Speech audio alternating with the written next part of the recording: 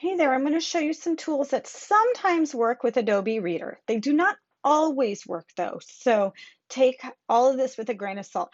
Also, my Adobe looks different than yours because I have a pro version. So again, not all of these tools will work, but it's worth giving it a try. Every once in a while, you will come across an editable PDF.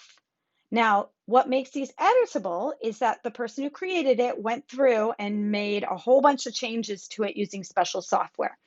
And it is actually quite a pain to do for the person creating it. So that's why many things that you're going to find online are not editable because it's a lot of work.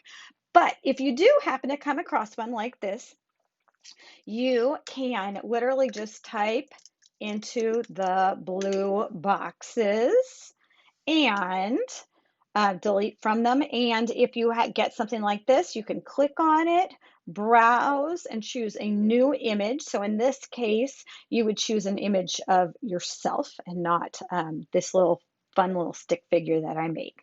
Okay, but most of the things you're going to come across are going to be more like this. They're PDFs and they are not editable.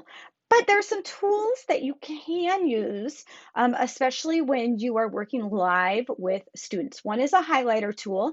So you can go up here to highlight, and then you can highlight some text.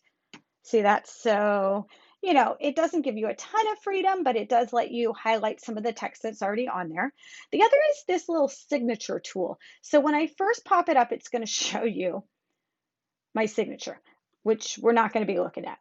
But see these other options under signature? I have here a little text box, and it will let me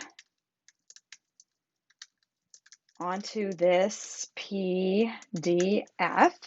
It also has a few other little tools like check marks, like great job.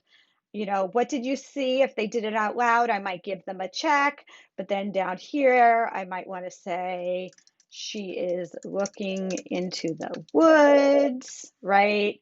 They have some other little tools here as well that I don't find to be particularly helpful. I think the check and the X and the words are the most helpful.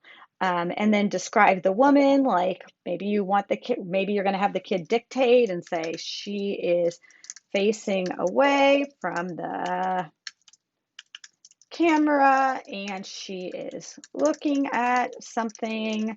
She is, so you can't just keep going here. See what happens? It like goes off the screen. So at that point, you would just have to start a new text box down here and then restart your typing. So it's not perfect and it's not always going to work, but these are different things that you can try out when you are trying to work with kiddos and annotate PDFs as you go along. Hope this is helpful.